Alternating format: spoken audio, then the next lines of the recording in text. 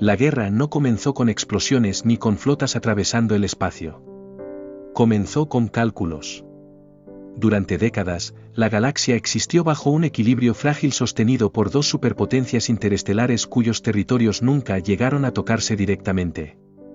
La distancia física entre ellas era demasiado grande para un conflicto tradicional, pero demasiado pequeña para permitir la ignorancia mutua. Ambas conocían la existencia de la otra. Ambas comprendían que una confrontación directa sería devastadora a una escala que ningún registro histórico podría contener. Por esa razón, la guerra fue desplazada a antes del evento. Los avances en la manipulación probabilística hicieron posible mapear, probar y descartar futuros posibles. No se trataba de predecir el mañana, sino de explorar miles de versiones de él, identificando qué líneas temporales favorecían la propia supervivencia. Cada decisión estratégica se tomaba no en función del presente, sino del impacto que tendría sobre futuros aún no consolidados. Con el tiempo, este proceso dejó de ser defensivo. Ambas potencias comenzaron a intervenir en los futuros de la otra. Pequeñas alteraciones se volvieron frecuentes, fallos inexplicables en sistemas de navegación, descubrimientos científicos que nunca llegaban a completarse, líderes políticos que morían antes de asumir cargos decisivos. Nada de esto parecía guerra. Eran eventos aislados, estadísticamente aceptables. Pero cuando se analizaban en conjunto, revelaban un patrón de sabotaje temporal. La guerra se estaba librando en el campo de la anticipación. Cada bando intentaba eliminar, antes de que existieran, los escenarios en los que el otro podía ganar. Flotas eran destruidas en futuros que nunca llegarían a ser reales. Planetas eran evacuados en líneas temporales que serían abortadas minutos después. Miles de millones de vidas eran salvadas o condenadas en versiones de la realidad que nunca se estabilizaban. El presente se había convertido en un simple punto de tránsito. Para sostener este tipo de conflicto, ambas potencias crearon unidades especializadas en guerra pre-evento. Analistas, estrategas y operadores trabajaban conectados a sistemas capaces de proyectar conciencias humanas y artificiales en futuros simulados, experimentando batallas que no habían ocurrido y que, si todo salía según lo previsto, jamás ocurrirían. Estos operadores no eran soldados en el sentido tradicional. Eran testigos de guerras que debían ser olvidadas en cuanto regresaban. Sus memorias eran parcialmente borradas, fragmentadas o reorganizadas para evitar la contaminación del presente con información proveniente de futuros descartados. Aún así, algo comenzó a fallar. Residuos temporales empezaron a acumularse. Aparecieron pequeños lapsos de memoria entre los operadores.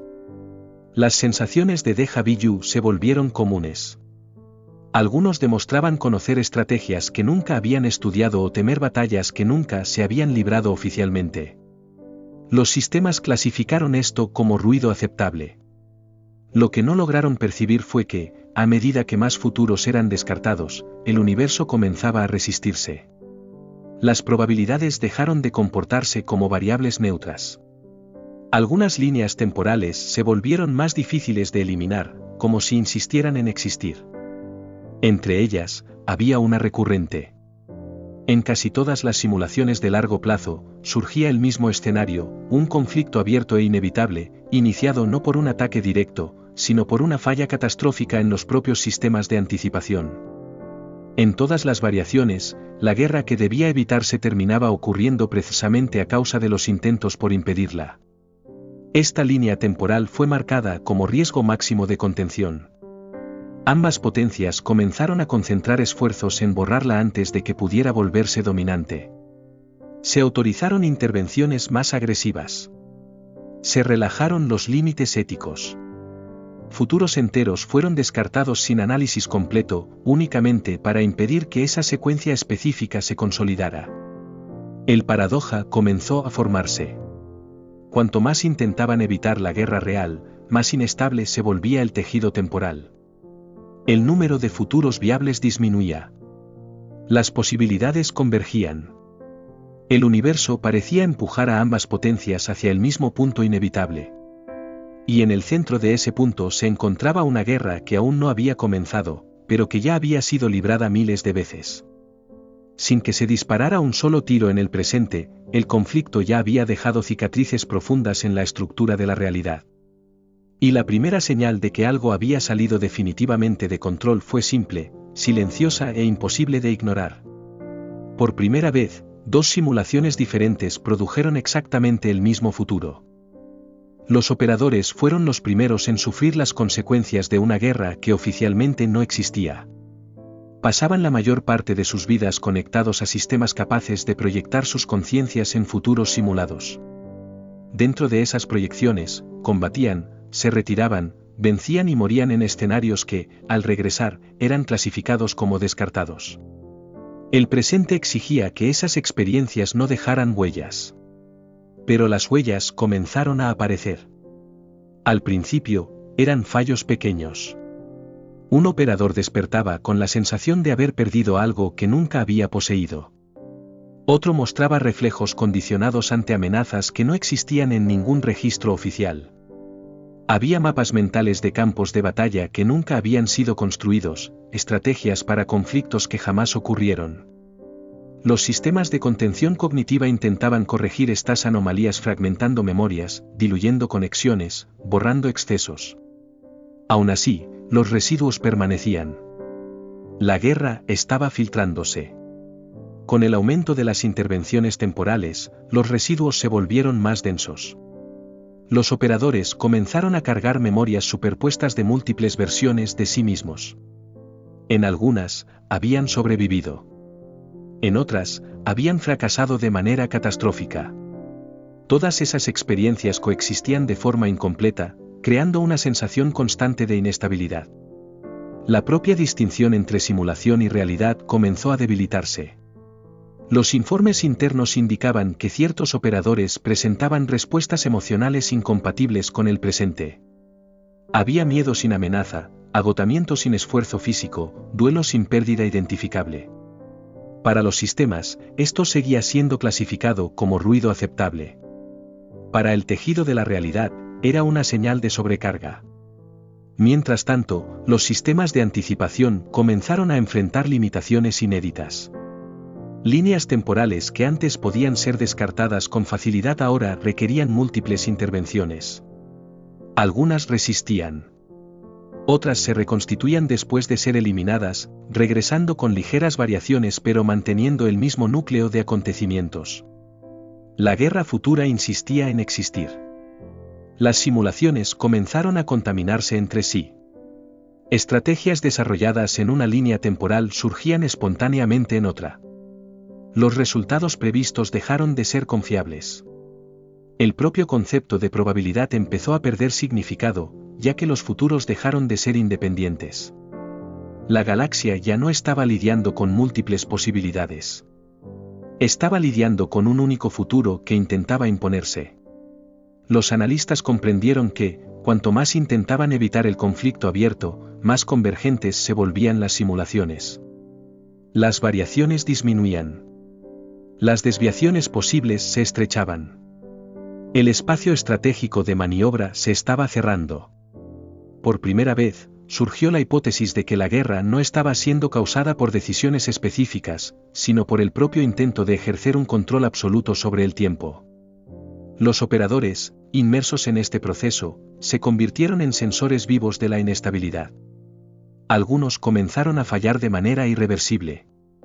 Sus conciencias ya no lograban reintegrarse por completo al presente después de las proyecciones. Fragmentos de futuros descartados permanecían activos, interfiriendo en la percepción continua de la realidad. Estos casos fueron aislados, clasificados y retirados del sistema. Aún así, el efecto acumulativo no pudo ser contenido. Los sistemas detectaron un fenómeno nuevo: ciertas decisiones tomadas en el presente comenzaron a reflejar resultados de batallas que aún no habían sido simuladas. Como si el futuro se estuviera anticipando a sí mismo. La causalidad estaba siendo invertida. En esta etapa, la guerra dejó de ser solo una estrategia de contención y se convirtió en un evento estructural.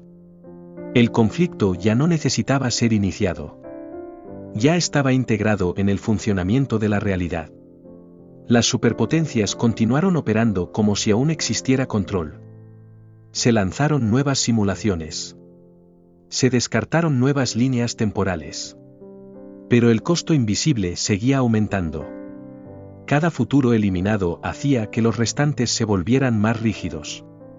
Cada intento de evitar la guerra hacía que su ocurrencia se volviera más definida.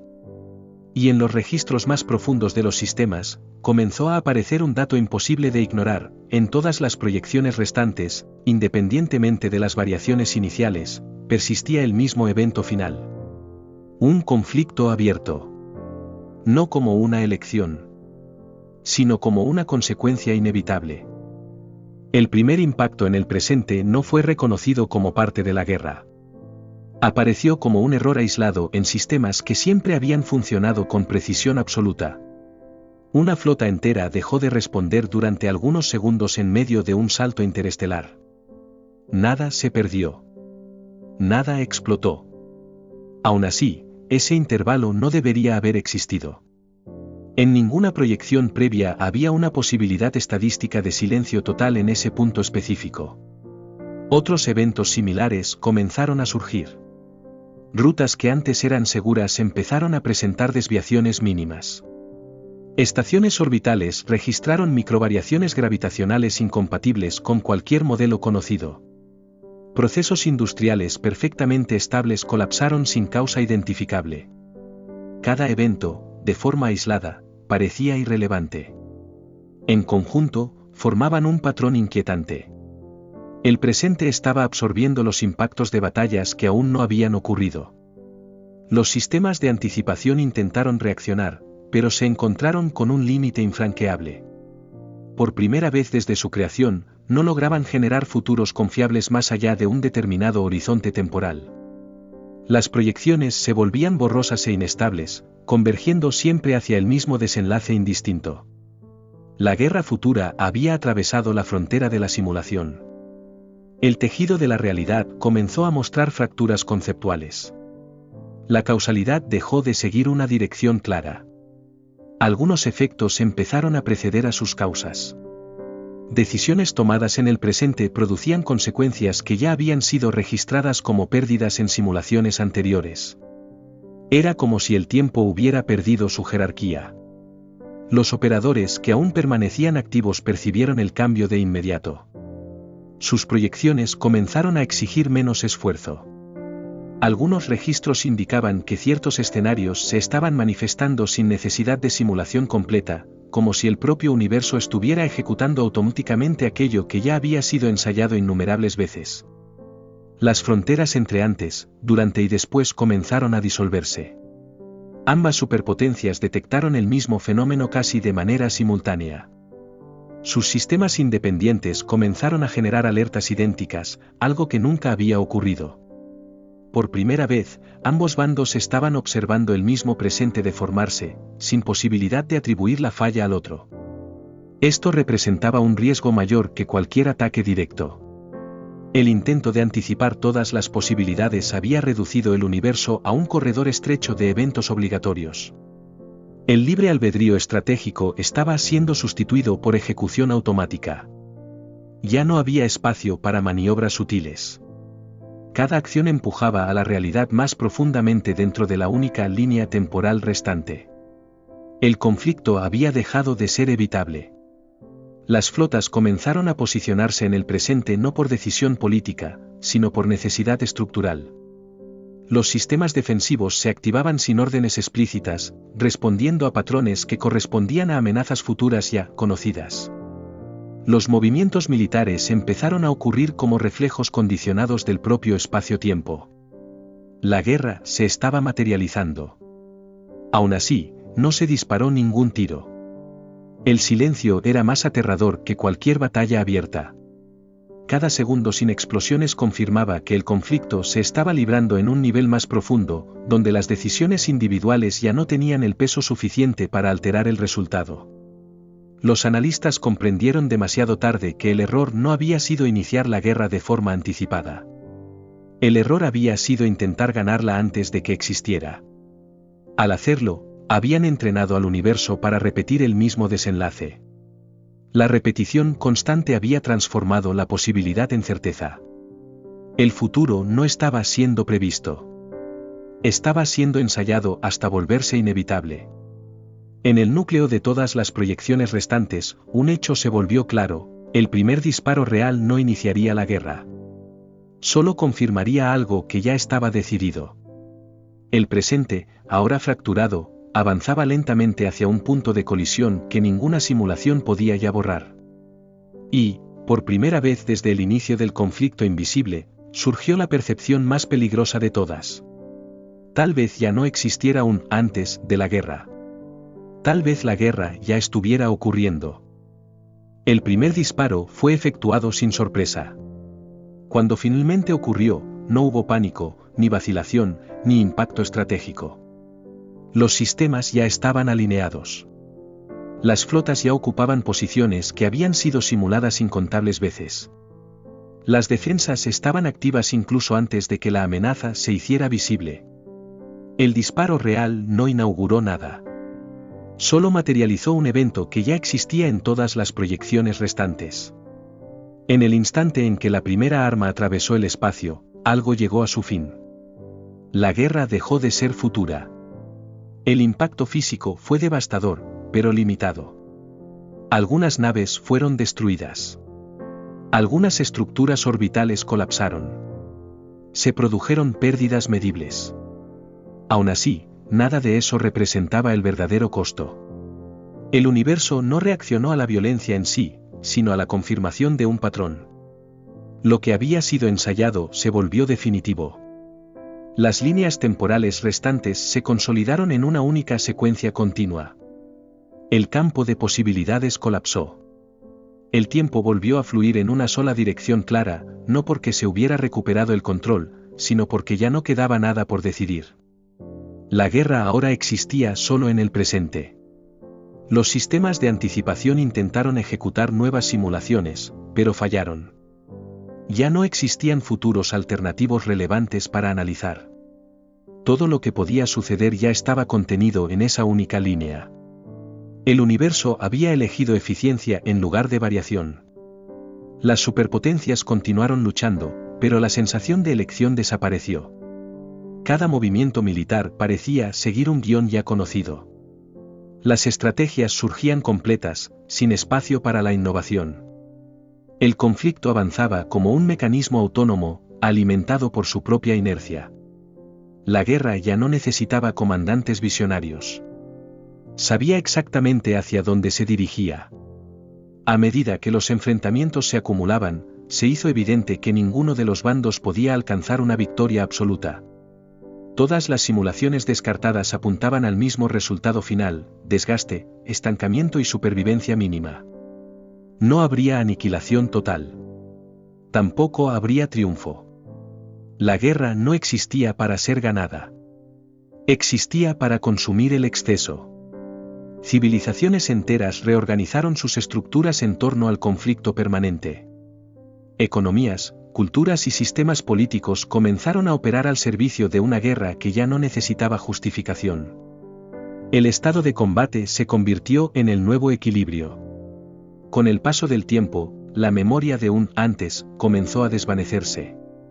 Nuevas generaciones nacieron en medio del conflicto y crecieron sin referencia a una galaxia en paz. Para ellas, la guerra no era un acontecimiento histórico. Era una condición natural. Y, paradójicamente, el universo se estabilizó.